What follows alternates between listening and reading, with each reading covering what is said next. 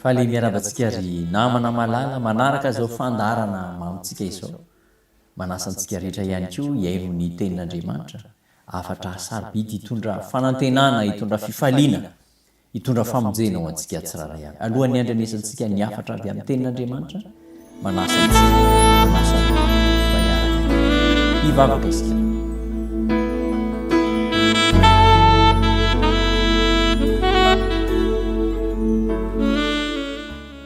tompo tsara indrindra ny an-danitro faly dia faly amin'ity fionana ity iresaka aminao andray taridalana andray loha hevitra andray fitsipimpiainana andray fikateny fikasana andray teny fampahirezana teny famonjena avy aminao misaotra noho izany tompontsoa omenao anay manokana izany ka ny ataonay dia vonina iaino iteninao anokatra ny fonay andray ampo zany afatra izany ka ampiarina eo amin'ny fiainana izany tononoko ny vavaka amin'ny anaran'i Jesosy Kristy tompo amen.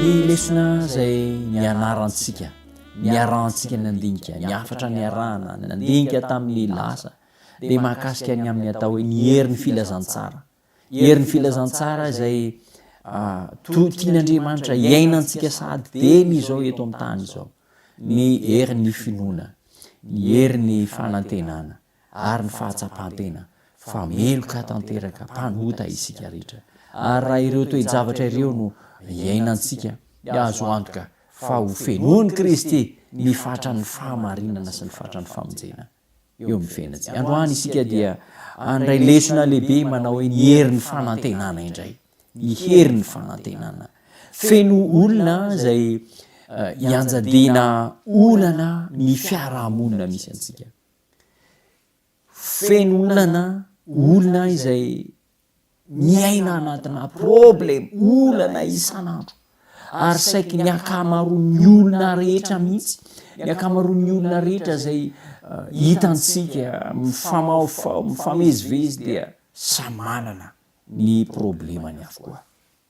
Indre mandeha tany amin'ny toerana anankiray zay niasana dia nisy afatra nampitainy ny sampana ramedidin'ny fahasalamana no hoe rampitso dia isy fizaham-pahasalamana maimaim-poana atao ao amin'ny toeram-pitsabony ny fanjakana rampitso dia aoka ianareo ho tonga ny daholo ho zahana fahasalamana ny nahagaga dia izao nikatona avokoa ny trano rehetra ny ampitsony nikatona avokoa ny trano rehetra fa taiza ho ianareo ny rotra ny lahatra nakany amin'ny toeram-pitsabony ny olona rehetra ka izany ity olona mifanirasera mifankahita maraintsy hariva mifampiarahaba miazakazaka mirotoroto mitady vola izy hay marary avokoa dia toy izany koa ny olona rehetra dia ianjadiana problema olana ary saribana ankehitriny fiarahamonina misy antsika mihitsy dia feno olana raha ny fiainana dia ohatrany hoe tsy misy fanantenana intsony raha izao fiainana iainantsika izao dia ohatrany hoe tsy misy fanantenana intsony ohatrany very fanantenana ny akabetsahan'ny olona rehetra izay mifanerasera sy miona amintsika very fanantenana ny efa rano dia izao mandray fanapa-kevitra ny olona ny amin'ny hoe aleo fotsiny miaina amin'ny fiainana isanandro aleo ny fiainana isanandro ny ainana dia mandeha arak'izay mahamety azy eny fa dia miasa atao tsara ny asa ny fianarana atao zay hatafita ny toe-javatra rehetra dia alamina araka ny tokony izy dia miaina ny fiainana isanandro. Izany ve no programan'Andriamanitra eo amin'ny fiainantsika ary namana malala izany inona no tian'Andriamanitra atao ny tian'andriamanitra dia izao ny ananantsika fanantenana, ny ananantsika fanantenana. Ary inona ny atao hoe fanantenana? Ny fanantenana dia tsy inona fa zavatra tsara amin'ny ho avy. Zay ny atao hoe fanantenana. Zavatra tsara hitranga amin'ny ho avy. Tsy maintsy mitranga amin'ny ho avy. Hitranga amin'ny fiainako, hitranga amin'ny fiainanao. Zay no atao hoe fanantenana. Ny soratra masina manambara amintsika. Zao ny ambaran'ny tenin'Andriamanitra manao hoe raha mbola izy koa ny farana dia tsy ho foana ny fanantenako. Any amin'ny farana dia misy ny fanantenana. Ary rehefa miaraka amin'ny Kristy dia misy ny fanantenana. Tsy maintsy misy ny fanantenana. Inona moa no zavatra mitranga amin'izao fotoana iainantsika izao? Inona no zava-misy eto ambonin'ny tany izay iainantsika? Andeha vakiantsika ny tenin'Andriamanitra izay voasoratra ao amin'ny mpaminany Jeremia.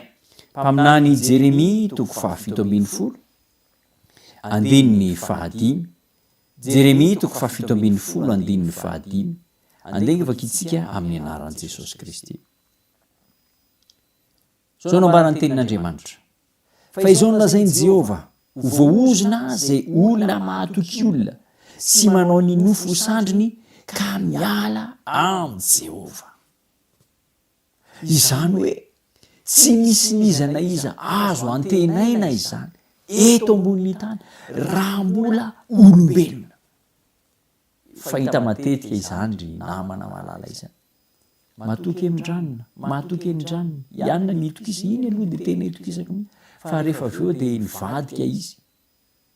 Marina ny ambaran'ny tenin'Andriamanitra. Voaozona zay olona matoky olona sy manao nofo ny ho sandriny ka miala amin'ny Jehova. Tsy misy na iza zany azo hitokisana eto ambonin'ny tany afa-tsy Jehova Andriamanitra irery ihany. Zao koa no ambaran'ny soratra masina ao amin'ny tantara voalohany 7:20.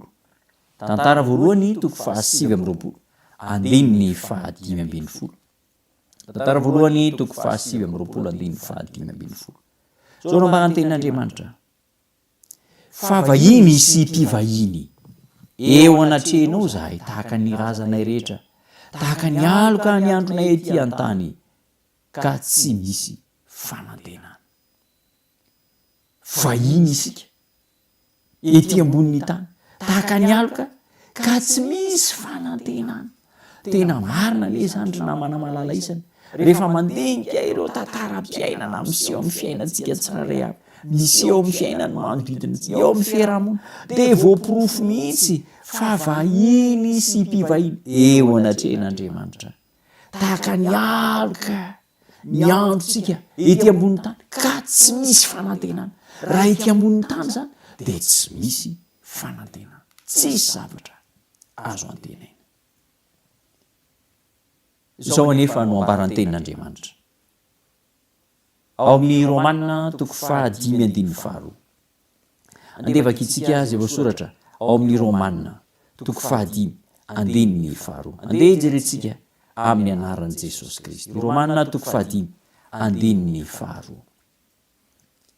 Tamin'ny alalany koa no efa nahazontsika fanantonana amin'ny finoana ao amin'izao fahasoavana itoerantsika ankehitriny izao. Ka dia aoka isika hifaly amin'ny fanantenana ny voninahitr'Andriamanitra.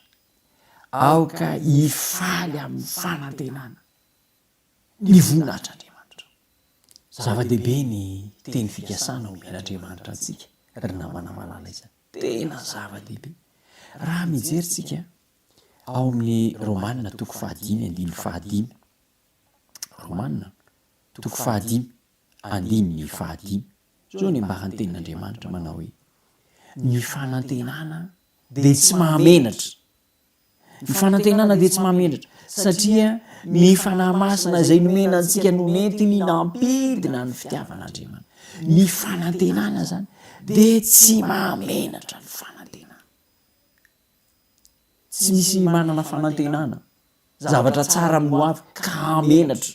Angamba mety hoe tsy tenitenenina, mety ho hafempenina, fa ny fanantenana dia tsy mamenatra ny fanantenana. Misy dingana maromaro no ambarany tenin'Andriamanitra ho antsika teo. Ny voalohany indrindra dia zao, lay fanantenana dia antonony atrehna ao amin'le Romanina toko 5:5 tamin'ny alala no efa nahazontsika fanantonana amin'ny finoana amin'izao fahasoavana itoerantsika izao, ka de oka isika hifaly amin'ny fanantenana ny voninahitry'Andriamanitra. Ny toetra voalohany a de zao, manome fifaliana ny fanantenana, manome fifaliana, tsy mahatonga antsika alahelohelo zany, mikombokombona, manjonjonitra, fa manome fifaliana ny fanantenana, manome fifaliana. Ny olona mana fanantenana zany de tsy malahelohelo, tsy malahelohelo. Ary izany no ambaran'ny tenin'Andriamanitra any amin'ny Tesaloniana 2:4. Andinga jerentsika Tesaloniana 2:4 manomboka amin'ny andininy 9:7 Tesaloniana 2:4 andininy 13 azafady. Zao no ambaran'ny tenin'Andriamanitra. Tesaloniana 2:4 andininy 13. Fa tsy tianareo tsy ho fantatra rahalany am'izay lodimandry mba tsy hanananareo alahelo tahaka amin'ny sasany zay tsy manana fanantenana. Ny olona tsy manana fanantenana de malahelo, tranona alahelo. Ka ny olona manana fanantenana mety handalo fahoriana, mety handalo fitsapana, mety handalo fisedrana, fa manana fifaliana izy. Ny olona manana fanantenana dia manana fifaliana. Ary voapirofo mihitsy lay nambarany apôstôly Paoly ao amin'ireo Romanina toko 5:2 teo, ny amin'ny hoe aoka hifaly amin'ny fanantenana, aoka isika hifaly amin'ny fananana fanantenana ny voninahitry'Andriamanitra. Ary ny faharoa dia ny fananana fanantenana de tsy mampamenatra. Lazaina amin'ny fomba tsy takatry ny saina, ambara mihafa, tenenina amin'ny manodidina, tsy menatra ny filazantsara, tsy menatra ny filazantsara, fa herin'Andriamanitra ho famonjena ny jiosy aloha famonjena izy. Manana fahasahiana, manana fahasahiana hiteny izany fanantenana izany amin'ny manodidina rehetra, amin'izay mifandray amin'ny olona mifanerasera aminy. Zany no herin'ny fanantenana. Inona no tena fanantenana? Ry namana malala izany. Inona no tena fanantenana? Zao ny ambaran'ny tenin'Andriamanitra soratra ao amin'ny ohabolana toko 13 andininy 15. Ohabolana 13 andininy 15. Zao no voalazan'ny tenin'Andriamanitra. Ko raha mbola izy koa ny farany de tsy ho foana ny fanantenako. Raha mbola isy ny farany de tsy ho foana ny fanantenako. Izany hoe ny olon'Andriamanitra de tsy tokony olona disy fanantenana, tsy tokony olona very fanantenana, tsy tokony olona kivikivy, fa satria mbola isy ny farany, mbola ho avy ny farany, ary efa amin'ny fotoana miteboka farany eo amin'ny tantara isika kehitry, de zao indrindra no tokony mahavely fanantenana, mampiakatra ny fanantenana, ary mahatonga ny fanantenana ho amin'ny faratampony. Raha mbola isy koa ny farany de tsy ho foana ny fanantenako. Fotoana farany iainantsika, ary matetika toe-javatra hita matetika de amin'ity fotoana farany ity mihitsy vao tena betsaka ny olona kivy sy ketraka, betsaka ny olona mamoy fo, betsaka ny olona azo lazaina fa very fanantenana, kanefa ny farany efa tonga, efa akaiky ny farany. Raha mbola isy koa ny farany de tsy ho foana ny fanantenako. Ry namana malala, manana fanantenana lehibe isika, ary zany fanantenana zany de ny fiverenan'i Kristy hanolotra maimaim-poana ho antsika ny fiainana mandrakizay. Andeha hiainana ny fanantenana, andeha hivelomana hanome fifaliana antsika ny fanantenana. Manasa antsika rehetra hivavaka amarana izany hafatra sary misy zany, iaraka hivavaka izany.